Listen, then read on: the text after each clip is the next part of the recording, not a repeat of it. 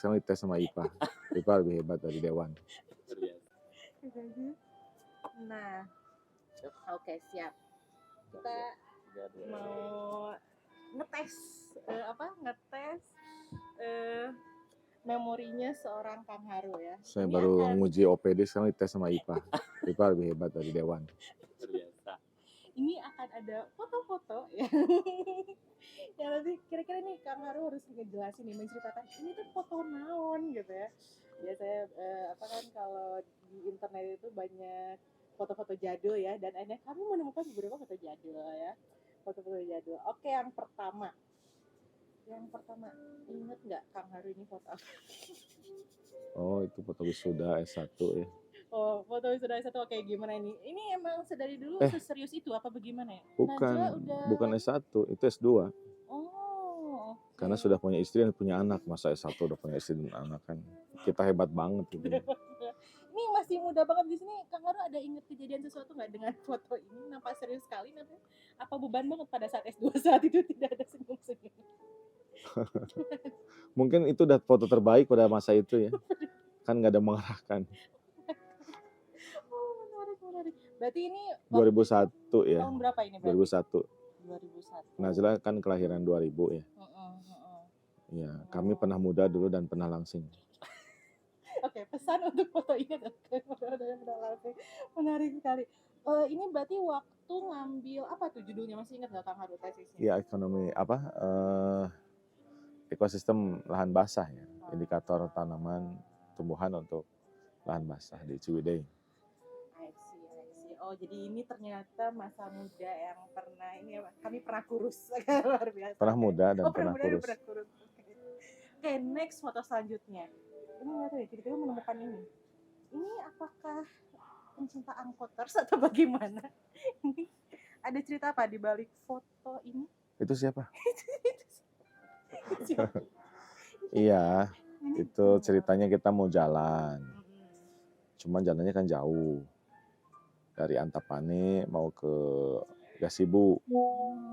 Ada Irsa juga.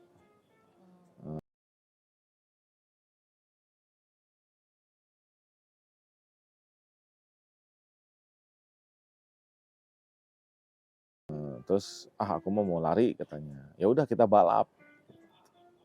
Irsyad larinya beneran, kita larinya pakai angkot. Oh, jadi di sini angkot itu untuk mengalahkan Irsyad? Iya. Karena kalau kita jalan kan kapan sampainya kan mungkin keburu lapar kan. Oh, tapi ternyata Kang Haru ini suka naik angkot ternyata ya? Oh, dari dulu naik angkot. Cuma sekarang aja udah tua ya. Angkoters ternyata guys. Jadi ini foto beliau naik angkot dan sampai di. Dan ternyata kita yang pakai angkot yang juara. Ya, jelas Irfan aja langsung. Ya. Kan belum tentu kalau macet gimana? Iya kan? Tapi ini kayaknya cuma berempat ya di angkot ya? Gak ada orang lain apa? Yang moto siapa ya? Nah, itu dia. Penumpang lain. Masa sih penumpang lain? Ini bareng siapa berarti di sini Kang Haru? Mungkin ada Naifah kali ya. Oh, I see. Menarik. Ini saya kan. Atau Najla ya? Ya Najla mungkin ikut. Oh, ternyata foto di bag ini adalah untuk mengalahkan Irsyad lari ya, ternyata ya. Kalau nggak pakai cerita di balik peristiwa kan kita nggak tahu. Itu. Menarik. Nah, oke. Next foto selanjutnya. Ini memang. Dia dapat dari mana ya? Ada. Ini akan semakin jadul. Kayaknya ini semakin jadul karena ngelihat dari fotonya kayak di scan gitu, di scan. Oke, kita akan melihat bagaimana dengan ini. Siapa itu ya? Ini siapa? Ini fotonya tahun berapa nih Kang Haru nih? Tahun 99 ya. 99. Oke. Gimana lihat foto ini Kang Haru? 11 Juli 99. 11/07/99. Iya. Ini nggak pertama kali ketemu sama istri kan ya? Oh, enggak. Cuma kalau dalam situasi begini pertama kali. Oh, menarik. Ada kesan apa lihat foto ini dari seorang Kang Haru? Wah, susah ya. Tidak bisa berkata-kata lah. Itu foto pengantin soalnya ya. Ini masih berarti umur berapa ini Kang Haru ini? 24 ya.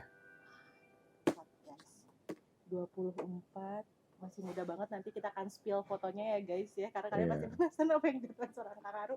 Dan ini ada foto yang memperlihatkan seorang Kang Haru itu kayaknya youngest makne alias termuda. Ini ada foto kita menemukan lagi di internet. Bahaya nih lama-lama ya. Kita jadi banyak dibongkar nih foto-fotonya. Jadi walaupun Kang Haru jarang ngepost, orang-orang tuh ngetek Kang Haru. Oh ya. gitu ya. Nah itu Dan bisa mereka merilis foto-foto itu ya. betul. Aduh, bahaya Foto banget. alhamdulillahnya tidak menemukan yang terlalu aib sih. Cuman saya melihatnya agak wow gitu ya seorang Kang Haru. Ini bagaimana foto ini? Waduh, Foto ini gimana Kang Haru nih? Masya Allah. Oh, Ini tempatnya udah lupa ya. mm-mm. Cuma kayaknya mau musda itu teh ya. Ini bareng siapa nih Kang Itu Haru? ada sama Mang Oded di almarhum, sama Mas Oka ya. Artinya selain saya yang pernah muda, ini bukti juga bahwa almarhum juga sama Mas Oka Pramuda. pernah muda dulu ya. Dari dulu memang ini ya senang nyatet ya hidupnya ya atau bagaimana? Ya kan kita paling muda kan, ya udah kita bagian nyatet lah. Ingat Nggak nih tahu Kang lagi Harun? apa ya peristiwanya, lupa Umur saya. berapa nih Kang Harun? Dengan keadaan rambut Ini 2010? seperti ini. Bukan ah. Ini kayaknya muda banget ya. Pas umur Kalau berapa? 2010 mah udah berhenti. Kira-kira antara tahun berapa nih Kang Harun? Dengan model Kemungkinan rambut saya seperti 2005. 2005. saat Baba Ali masuk kuliah guys. Eh, Ini adalah foto. 2005 itu mah. Mau jadi ketua DPD. Iya, iya.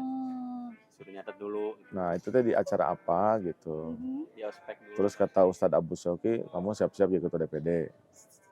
Terus kata saya, ya Ustadz juga harus siap-siap jadi wali kota. Soalnya gitu. Agak serem ya dila-dilanya. Iya, pokoknya kalau saya jadi ketua DPD, Oh. ya tidak akan kami lepaskan. Gitu. Ustadz harus Berarti siap. ini pas umur 30 ya berarti ya? Belum lah. Oh, belum? 30, ya 30 lah. 30 31 kan ketua DPD. Masya Allah, ternyata Kang Haru pernah menjadi notulensi saudara-saudara sebelum menjadi leader. Nah jadi itu foto-foto jadul yang kita temuin di internet dan Iya. kita menemukan itu di akun orang lain. Cuma harus dicek dulu lah ya kebenarannya. Itu ya. Dan Apakah biasanya- sebelum 2006 apa setelah 2006 gitu. I see. Soalnya ada 2 topi itu. Itu topi kayaknya yang beliin Mang Oded itu. Ini Produk berarti Garut. pas Mang Kalau Oded sudah, jadi- kalau Hmm. betul itu dari Garut Hmm. topinya, berarti setelah 2006. I see. Gitu. Oh dulu ini ya, apa namanya? Berarti udah ketua DPD berarti. Oh, udah ketua Itu Pak Oka ketua DPD Cimahi. Gitu. Oke. Ini agak sulit foto yang ini nih. agak tricky ya, Ini agak tricky sulit. ya. Oh, tapi ini menarik banget. Di sini tuh terlihat sangat, kalau bahasa Koreanya bungsu itu makne. Terlihat sekali sebagai bungsunya di sini. Ya memang, betul? memang. Pasti itu. Kan saya sama Mang Oded berapa bedanya ya? Mang teh 61 ya? 61. Saya 75, 14 tahun. Bareng sama Pak Oka beda berapa tahun? Pak Oka kayaknya lebih muda sedikit dari Mang Oded ya. Tapi tetap termuda. Iya di tetap lah. pergaulan. Kita dari dulu kita selalu lah jadi bawang apa? Anak bawang. Anak bawang. Kayaknya sampai sekarang. Menarik banget, Wah ini Masya Allah sekali. Dan menariknya ini walaupun udah jadi ketua DPD sangat-sangat santuy ya. Emang gayanya santuy banget ya dari dulu ya. Sama kan, batik sekarang sama, jam sama, sendalan sama. Ya ini kita nggak berubah lah gitu. Ya masih tetap orang yang dulu gitu. Masya Allah. Ini ada kejadian apa nih yang waktu bareng sama Mang Oded ini yang gak terlupakan nih dari seorang Kang Haru tahun 2005-2006 nih? Apalagi pernah dengar itu Kang Haru itu menjadi ketua DPD paling muda. Kebayang gak? Iya. Ya Mang Oded kan MPD ya. Ya MPD sama DPD mah bestie lah. Messi. Jadi udah ada bestie dari tahun Ya 2005 kita friends gitu ya. Friends, wih. Ya kayak Ipa sama Ali lah sama Irfan gitu. Segerombolan lah gitu. Kemana-mana tiluan. Ya Oh, menarik, Masya Allah. Nah, jadi nginget foto-foto ini tuh kalau Kang Haru sendiri ini ya punya filosofi apa sih gitu bab menjadi seorang leader gitu kan, bisa dibilang Kang Haru ini organisasi terus juga ketua DPD, ketua DPW gitu. Ada nggak sih suka duka menjadi leader yang dari dulu di SMA seperti apa, terus DPD, DPW, kalau kita simpulkan tuh ada nggak sih suka duka jadi leadernya apa aja? ya kan leader itu ada katanya dilahirkan. Ada juga yang bilang diciptakan. Ya, kalau dilahirkan itu cenderung dia pemain alamiah. Kondisi yang membuat dia harus jadi leader. Tapi kalau diciptakan itu dia di-create, dilatih, disiapkan, diciptakan. Kalau dilahirkan ya dia mungkin awalnya nggak ngerasa dia leader, tapi kondisi membuat dia jadi harus jadi leader. Gitu. Yang hebat tuh dia secara genetis punya, dari kecil dia melihat sosok pemimpin bisa jadi bapaknya gitu.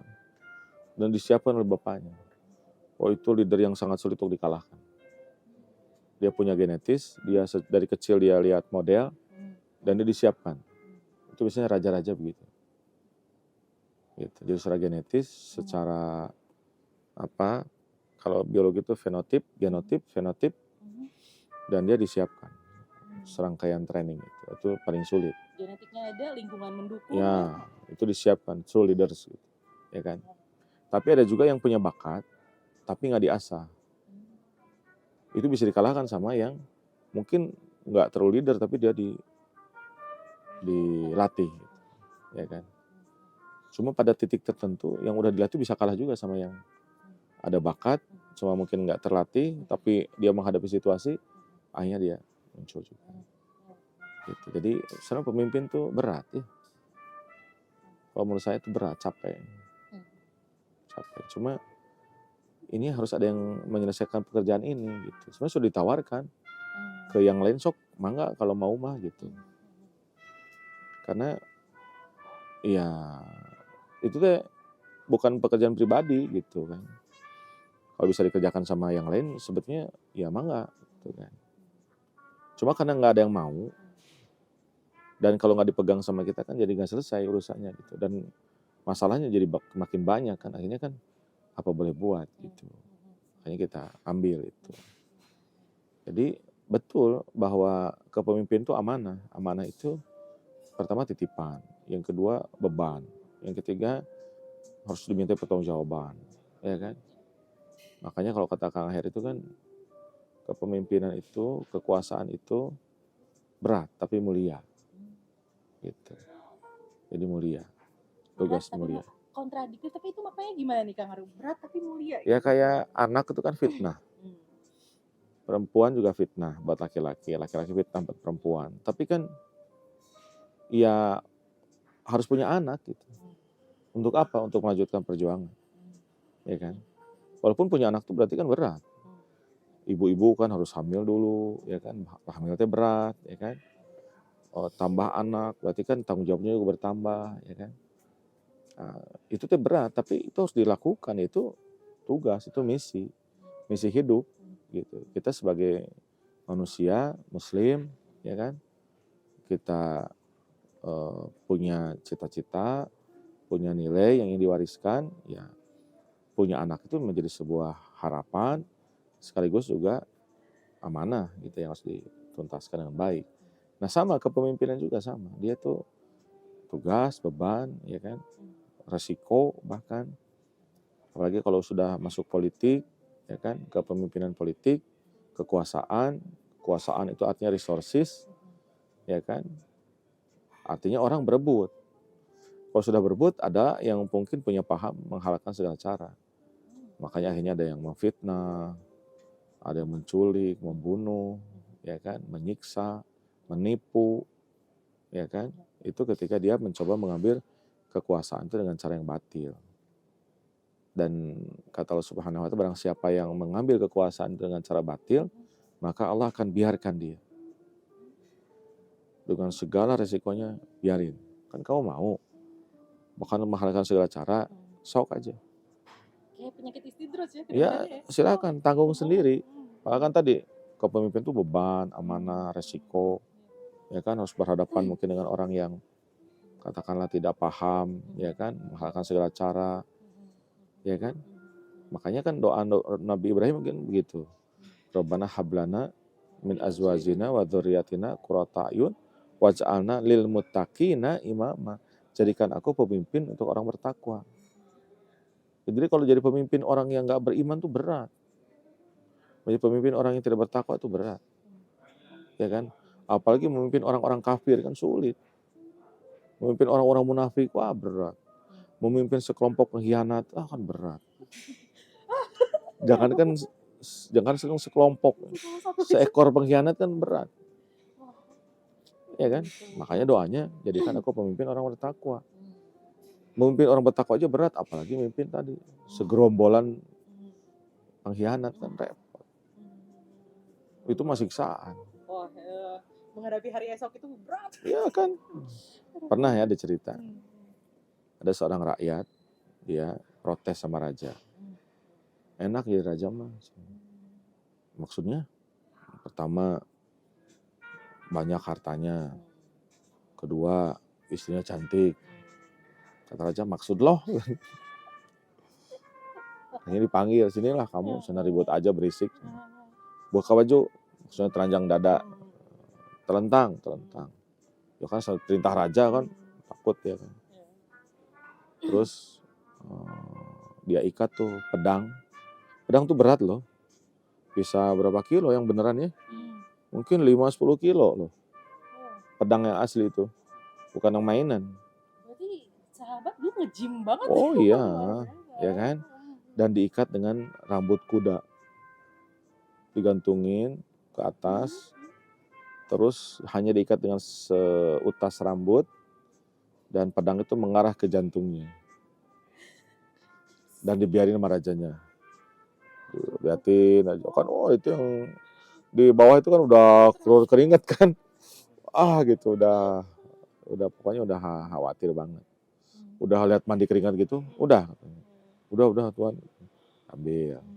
Udah gitu, istirahat. Akhirnya ada 2 gelas, yang satu dari batok kelapa, yang satu dari kristal. Isi susu. Minum. Apa itu? Susu. Terus yang satu gelas kristal. Minum. Ya sama lah susu. Gitu. Udah. Ya udah. Kan kamu pengen jadi raja, barusan sudah katanya. Jadi perasaan jadi raja itu gitu. Ya, seperti kamu terlentang, di atas kamu ada pedang yang bisa putus kapan saja dan langsung menikam jantung kamu dan kamu mati. Itu perasaannya. Kalau mau tahu jadi raja itu gitu. Terus ngomong istri saya cantik, ya sama aja lah, susu lah, cuma casingnya aja katanya. Batok sama gelas kristal gitu, sama aja. Jadi ya saya kira cerita itu bagus ya. Kamu tahu cerita di mana? Gimana? Majalah Bobo. Terinspirasi dari majalah Bobo. Artinya apa? Beda dari Enggak, yang lain. kita baca Bobo. Artinya kita masih ingat sampai sekarang gitu, bacaan kita. Kan itu kan kamu mau ngetes. Dia ingat foto-foto. Seefektif itu ya Bobo ternyata. Oh iya, walaupun Bobonya udah nggak ada ya. Tapi dia tuh salah satu yang menginspirasi. Gitu.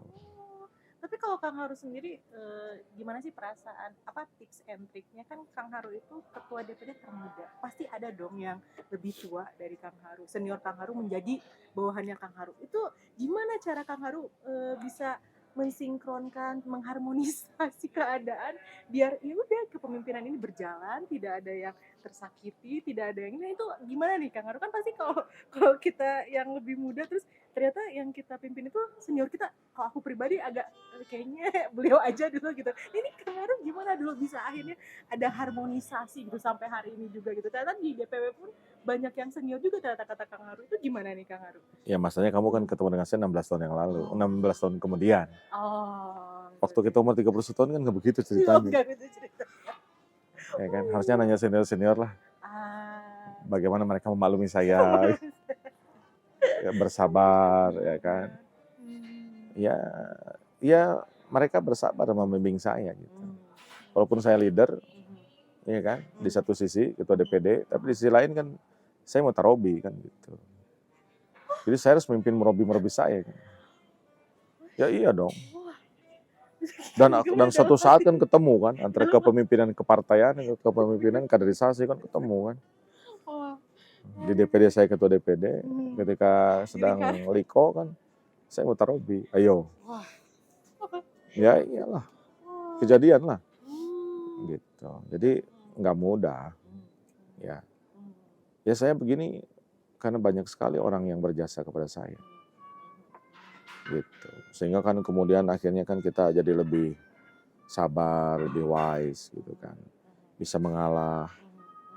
Kan dulu orang mengira seorang Tasik kan. Cuma kan mereka lupa darah saya ini kan Surabaya. Kan beda gayanya kan. Jadi agak shock ya, mungkin ada shock terapi. Sebetulnya dia shock, saya shock. Bagaimana semua orang itu siapa yang menenangkan gitu. Iya, iya kan. Jadi sebenarnya biasa kalau misalnya ada apa, biasa di DPD. Mereka shock, tapi kok Kang Arya ikut shock? Itu shock karena diri Kang Arya sendiri? Ya kalau saya kan pikir, oh dalam dakwah ini kan gak ada senioritas. Oh. Nggak ada, dakwah nggak ada senioritas kan gitu. Tapi kan kita nggak boleh lupa, ini kan kita berdakwah di kalangan manusia. Manusia itu makhluk emosi, ya kan harus kita harus sentuh emosinya kan. Kalau kita nggak sentuh emosinya ya bubar kan gitu. Wassalam. Oh seperti itu. Jadi dulu itu ternyata Kang Haru pun bertumbuh ya, nggak tiba-tiba kayak sekarang. Mungkin boleh tanya lah teman-teman main saya. Coba bandingkan. Coba nih. Kang Haru, ya kan. Dulu waktu 2006 sama sekarang saya 2023. Beberapa poin perubahannya apa kan gitu. Mereka kan bisa, ya ada yang mungkin sama. Ya misalnya pakai sendal, pakai batik kan sama. Gayanya sama. Tapi kan mungkin ada yang berubah. Kalau Kang Haru sendiri ngingetnya yang paling berubah apa? Yang itu tuh yang positif aja sih, yang positif aja. Yang dulu misalnya Kang Haru kemana-mana belotot, sekarang tidak atau gimana, itu ada perubahan yang dirasain nggak Kang Haru? Ya misalnya gini ya, kalau dulu kerjaan saya diambil tuh saya marah. Ya, seperti jantan teritorial ya. Ada jantan lain masuk, ya kita tarung lah.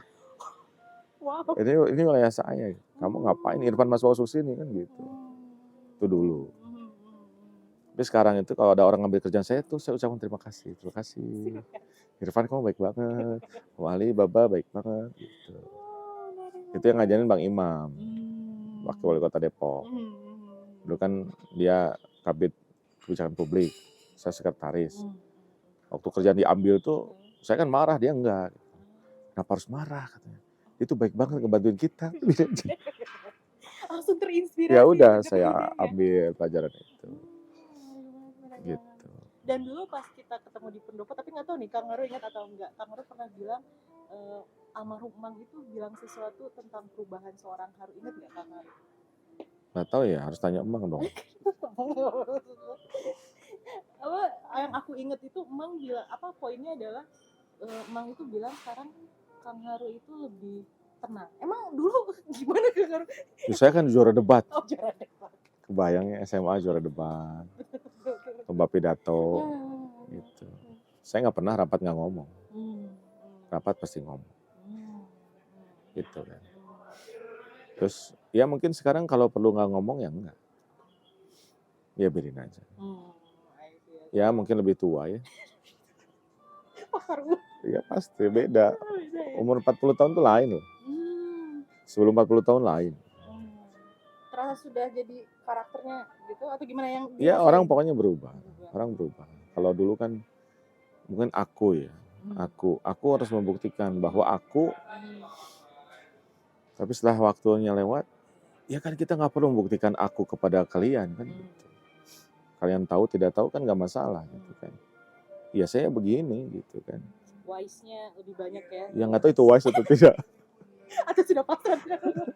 Aku tidak tahu itu pakai wise atau tidak. Yang jelas ya nggak apa-apa gitu kan. Misalnya harus muncul di media. Ya mungkin kalau perlu ketemu orangnya langsung, nggak usah ngomong di media ya saya lakukan. Kecuali mau ngomong sama orang yang nggak ada, nggak bisa ya udah ngomong di media gitu. Itu jadi medianya lebih ke tools ya, bukan? Ya bukan saya ingin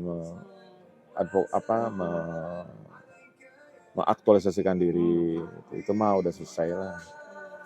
Gitu. Saya harus jadi yang terbaik.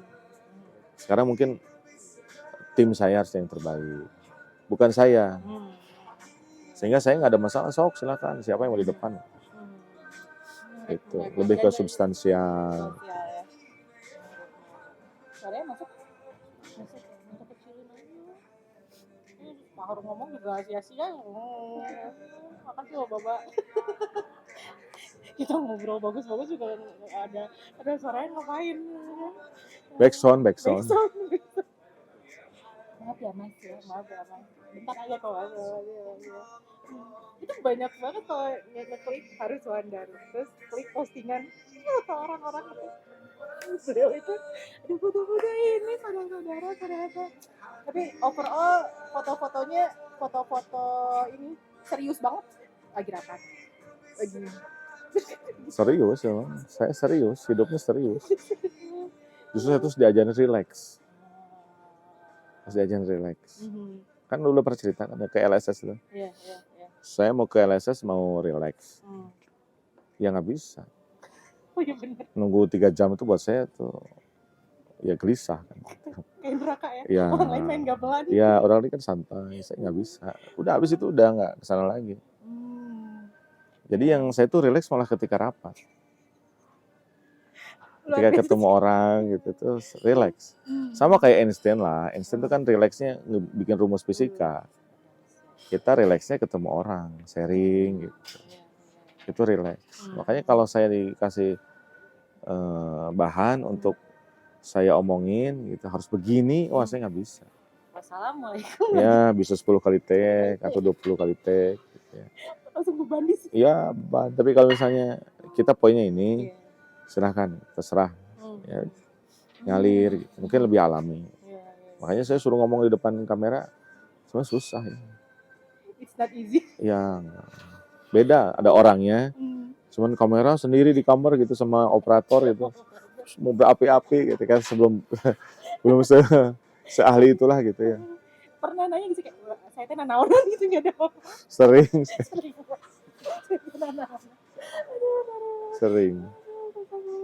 Tapi Kang Haru sendiri ini nggak sih apa kan sebagai leader pasti ngerasain pertumbuhan kesabaran gitu kan gitu. Perlu sabar dengan yang tadi gitu ada orang yang dengan berbagai macam karakter gitu ya. Kalau Kang Haru sendiri ngelihat kesabaran sebagai seorang leader itu seperti apa? Apakah harus banyak memaafkan atau harus banyak memaklumi? Kang Haru, filosofi Kang Haru seperti apa? Bab kesabaran seorang leader. Jadi kalau legend leader itu harus jadi orang tua. Pokoknya yang diajarin lebih tua. Walaupun yang dipimpinnya lebih tua, tapi kita harus ambil posisi kita orang tuanya. Karena dalam setiap jiwa itu pasti ada jiwa anak-anak. Mau kakek-kakek, nenek-nenek, bapak-bapak, ibu-ibu, itu di dalam jiwanya pasti ada jiwa anak-anak. Berarti ketika kerja leader kita sapa jiwa yang anak-anaknya itu. Coba aja. Kalau nenek-nenek, kakek-kakek ketemu sama temannya, itu kelakuannya kayak anak-anak. Bapak-bapak, ibu-ibu, ya kan, ketemu temannya, itu jadi anak-anak lagi. Ekspresinya keluar, segala macam gitu. Jadi ya udah, saya perlakukan seperti ke Amira, ke Fatia, ke Najla, ke Irsyad, ya kan, ke Naifah, gitu ya, ke anak-anak saya. Walaupun itu sudah doktor juga, mungkin kiai gitu, ya nggak apa-apa, dia anak saya. Gitu. Jadi sabar orang tua kayak apa? Kan nggak terbatas, unlimited. Kalau ada kesalahan ya maafkan. Kalau bandel ya terus aja kasih tahu. Ya kali-kali marah. Tapi bukan marah karena menyinggung saya, bukan. Nah saya harus marah supaya dia merhatikan. Gitu. Kalau dulu kan nggak kebayang ya. Umur 31 tahun kan nggak kebayang kita kayak begitu ya nggak. Seumuran aku dan Iru. Iya. Nggak kebayang gimana. Makanya, ayo mau berantem, ayo kan gitu. Iya kan kita baru tahu 1-2 jurus kita langsung praktekkan. Waduh, kan lu kayak gimana ya? Kalau kita kan? ketemu beliau 12 tahun yang lalu kayak gimana? Iya. Gitu. Seperti itu. Berarti akhirnya Kang Haru mendapatkan filosofi kesabaran seorang itu ya seperti orang tua. Orang tua, ya? Unlimited. Masya Allah banget. Gak kebayang kalau dia orang tua. Iya. Dan jadi inget nih pas Kang Haru bilang kesabaran itu kayak orang tua. Kang Haru pernah nasehatin bab tentang kapasitas seseorang yang kita nggak bisa memaksakan. Yang pernah bilang Ivan ini nah. Ingat gak Kang Haru? Iya, kan anak kan misalnya anak kan banyak misalnya kan. 1 anak, 2 anak, 3 anak itu kan beda. Itu 5 kepribadian yang berbeda. Dan kapasitasnya juga beda-beda. Iya kan? Ya sekarang masa orang dipaksa? Ya enggak? Katakan dia misalnya tamat SMP, Oh, oh, kita kasih beban mhm, sarjana, kan nggak bisa. mhm, Nah kita kan harus maklum, mhm, ini anak ini sampai SMP, ya udah mhm, kita perlakukan sebagai anak SMP, ya kan. SMA, SMA, mhm, S1, S1, S2, S2, S3, S3, mhm. profesor, profesor. Gitu. Kalau profesor kan berarti guru saya kan, Mhm, ya udah standing aja. mhm, Hanya murid ke guru gimana, Prof? mhm. Gitu. Dan Kang Haru punya filosofi saat itu, ya kalau dikasih tahu sekali, oke, 2 kali, ketiga, aku pikir pas ketiga tuh ya udah dikeluarin aja gitu kan gitu. Ternyata bukan jawaban dikeluarin, jawaban Haru. Ada inget nggak Kang Haru bilang apa ke IPA saat itu? Ya Pertama diingetin kita gitu. perlakukan kasih sayang. Nah itu Itu kan nggak gimana dari gaya filosofi kayak gitu? gaya ospek itu Oh, kan. oh, oh. Sebetulnya kan dihukum, tapi kan dihukum itu